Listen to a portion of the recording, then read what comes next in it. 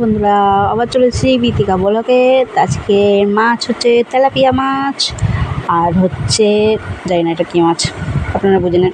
তো যাই হোক, আগের দিনকার মাছ ভেজে রেখে দিয়েছিলাম, সেটা এখন ঝোল করবো। তো মাছটাকে একটু গরম করে নিয়েছি। তো গরম করার পর এটা সাইড করে রেখে দিয়েছি, আর ওই কড়াইতে দিয়ে দিয়েছি আলুর ভিতর একটু সামান্য লবণ, আবার চামচে খুঁজে পাচ্ছিলাম না, তাই হাত দিয়ে আবার হলুদটা দিয়ে দিয়েছি। তারপরে এদিকে ভালো চাড়া করে নাড়া করে দিন। আপনারা কমেন্ট করছেন না, লাইক করছেন না, শেয়ার করছেন না, আমরা রাগ হয়ে যাচ্ছে। তো এদিকে বালতিতে আলাদা করে মশলা করে নিচ্ছি। এতে নুন দিয়ে দিচ্ছি, জিরা গুঁড়ো দিয়ে দিচ্ছি, হলুদ দিয়ে দেবো, আর দিয়ে দেবো লঙ্কার গুঁড়ো আর কাশ্মীরি লঙ্কা। আপনারা কাশ্মীরি লঙ্কা কিসের জন্য খান? আমি তো কালারের জন্য খাই, আমি ঝাল খেতে পারি না। তো এদিকে দিয়ে দিয়েছি দুটোই। এবার একটু জল দিয়ে দিচ্ছি, জল দিয়ে একটু নাড়াচাড়া করে নিচ্ছি, গাঢ় করে নিচ্ছি। আর এদিকে আবার চলে এসেছি রান্নার দিকে। এবার আলুটা ভাজা হয়ে গেছে, আলুটা সাইড করে রেখে দিয়েছি। এবার ওই কড়াইতে একটু তেল দিয়ে দিয়েছি, তেল দিয়ে একটু জিরে দিয়ে দিয়েছি। জিরাটা দেওয়ার পর যেটা ভাজা হয়ে গেলেই পেঁয়াজ দিয়ে দেবো।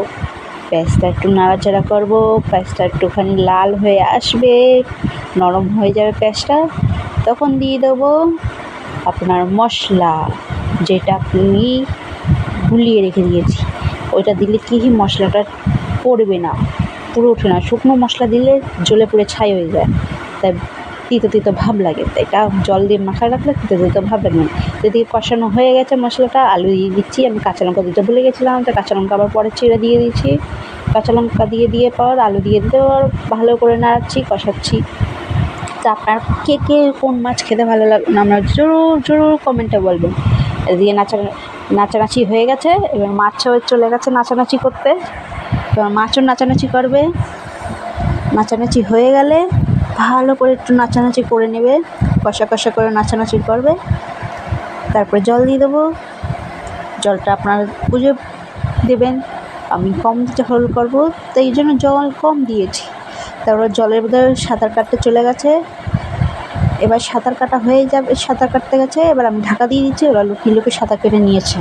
আর এদিকে দেখুন রেগে জলে পুরো ছাই হয়ে যাচ্ছে, টকবক করে ফুটছে। তা আলু সিদ্ধ হয়ে গেছে, তাই দেখার জন্য চামচে দিয়ে কাটতাছি, কিন্তু কাটছে না। তারপর আলু সিদ্ধ হয়নি, আবার ঢেকে দিচ্ছে। আবার লুকাচুরি খেলে চলে আসে, আলু দিয়ে নাড়িয়ে দেখছি। এবার আলুটা আবার দেখলাম সিদ্ধ হয়ে গেছে। এবার গরম মশলা দিয়ে দিচ্ছি। গরম মশলা আপনারা কে খেতে ভালো লাগে বলবেন আমারে। দেখা রান্না কমপ্লিট, আমি এটা সাইড করে নামিয়ে নেবো। আর আপনার কমেন্ট, লাইক, শেয়ার জরুর করবেন। আর টাটা, বাই বাই।